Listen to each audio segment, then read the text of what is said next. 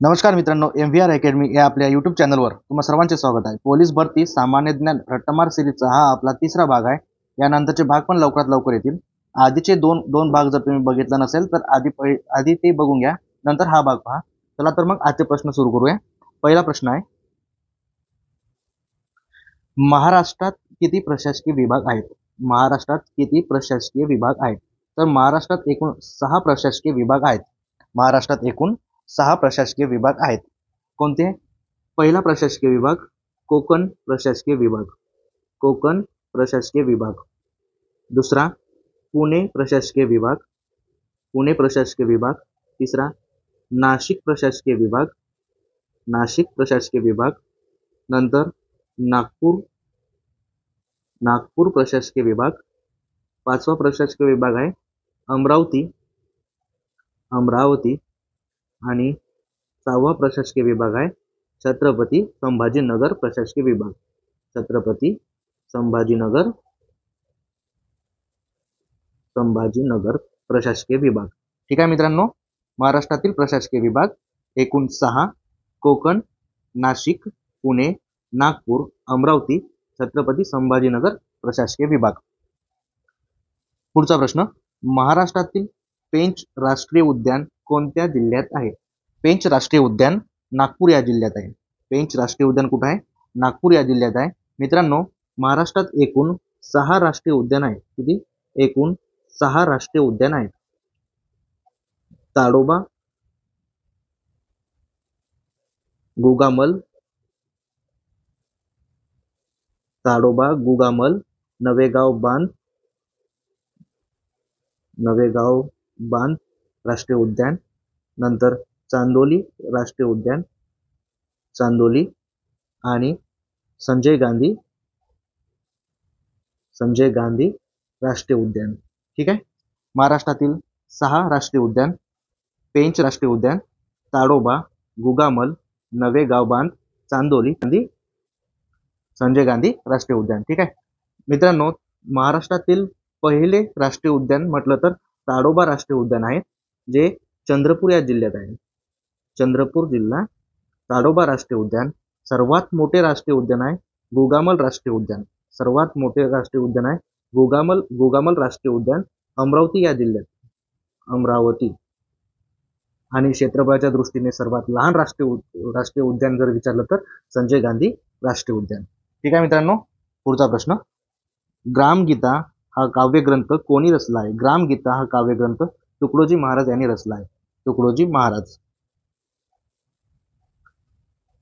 राधानगरी धरण कोणत्या नदीवर बांधण्यात आले आहे? राधानगरी धरण कोणत्या नदीवर बांधण्यात आले आहे? भोगावती या नदीवर बांधण्यात आलेले आहे। मित्रांनो, राधानगरी धरण कोल्हापूर या जिल्ह्यात आहे, कोल्हापूर। फेसबुकचे संस्थापक कोण? फेसबुकचे संस्थापक आहे मार्क झुकरबर्ग। फेसबुकचे संस्थापक कोण आहे? Mark Zuckerberg. भारतीय लोकसभेचे एकूण सदस्य किती? भारतीय लोकसभेचे एकूण सदस्य किती आहेत? तर 545। मित्रांनो, 545 मध्ये 543 प्लस 2, हे 2 जे आहे ना, ते अँग्लो इंडियन समुदायासाठी आरक्षित होते, जे की आता 104व्या घटना दुरुस्तीने 104व्या घटना दुरुस्तीने हे आरक्षण आता रद्द करण्यात आलेलं आहे, घटना दुरुस्तीने रद्द करण्यात आलेले आहे। ठीक आहे, तर मग आता एकूण सदस्य किती आहे? तर 543। पुढचा प्रश्न, पोटोमॅक ही नदी कुठल्या देशातून वाहते? पोटोमॅक ही नदी अमेरिका या देशातून वाहते, अमेरिका या देशातून वाहते। अमेरिका या देशाचे जर आपल्याला चलन विचारलं, अमेरिकेचे चलन माहित आहे सर्वांना, डॉलर, डॉलर। आणि राजधानी आहे वॉशिंग्टन DC, वॉशिंग्टन DC। पुढचा प्रश्न, रायटर्स बिल्डिंग ही पाश्चात्य शैलीतील वास्तू कोणत्या शहरात स्थित आहे? रायटर्स बिल्डिंग ही पाश्चात्य शैलीतील वास्तू कोणत्या शहरात स्थित आहे? म्हटलं तर कोलकाता या शहरात स्थित आहे। रायटर्स बिल्डिंग कुठे आहे? कोलकाता। चाबहार बंदर, चाबहार बंदर कोणत्या देशात आहे? चाबहार बंदर कोणत्या देशात आहे? चाबहार बंदर कोणत्या देशात आहे? तर इराण या देशात आहे। पोलीस भरतीसाठी मित्रांनो आपल्याला देशाचे चलन आणि राजधानी पण विचारतात. चलन आणि राजधानी पण विचारतात. तर इराण या देशाचे चलन आहे रियाल. चलन आहे रियाल आणि राजधानी आहे तेहरान. तेहरान. ठीक आहे. पुढचा प्रश्न, कॅलिम्पांग हे थंड हवेचे ठिकाण भारतात कोणत्या राज्यात आहे? कॅलिम्पांग हे थंड हवेचे ठिकाण भारतात पश्चिम बंगाल या राज्यात आहे. कुठे आहे? पश्चिम बंगाल. विष्णुदास भावे हे कोणत्या क्षेत्राशी संबंधित आहे? विष्णुदास भावे हे कोणत्या क्षेत्राशी संबंधित आहे? तर नाटक या क्षेत्राशी संबंधित आहे. कोणता वायू गोबर व नॅचरल गॅसमध्ये आढळतो? तर गोबर व नॅचरल गॅसमध्ये मिथेन हा वायू आढळतो. मिथेन हा वायू आढळतो. मित्रांनो, हा प्रश्न थोडासा वेगळा आहे. भारतात विज्ञान दिन कधी साजरा करतात? भारतात विज्ञान दिन कधी साजरा करतात, असा हा प्रश्न आहे. तर विज्ञान दिन भारतात 28 फेब्रुवारी या दिवशी आपण साजरा करतो. 28 फेब्रुवारी या दिवशी आपण साजरा करतो. कारण 28 फेब्रुवारी 1928 या दिवशी सर सी.व्ही. रमन यांनी रमन इफेक्टचा शोध लावला. म्हणून आपण 28 फेब्रुवारी हा दिवस राष्ट्रीय विज्ञान दिन म्हणून भारतात साजरा करतो. त्यांच्यासाठी त्यांना 1930 मध्ये फिजिक्स मधील नोबेल पारितोषिक पण मिळालं आहे. फिजिक्स मधील नोबेल 1930 ला. ठीक आहे.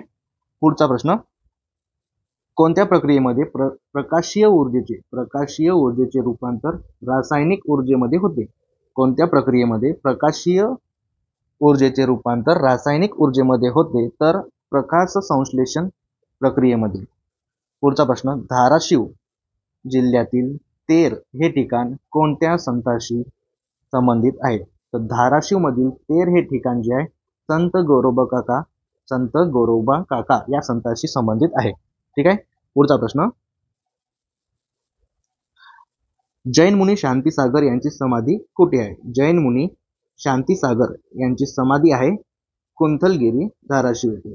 जैन मुनी शांतीसागर यांची समाधी आहे कुंथलगिरी, धाराशिव. कोणता दिवस दहशतवाद विरोधी दिन म्हणून साजरा केला जातो? दहशतवाद विरोधी दिन म्हणून साजरा केला जातो 21 मे. उचल्या या पुस्तकाचे लेखक कोण आहे? उचल्या या पुस्तकाचे लेखक कोण आहे? लक्ष्मण गायकवाड.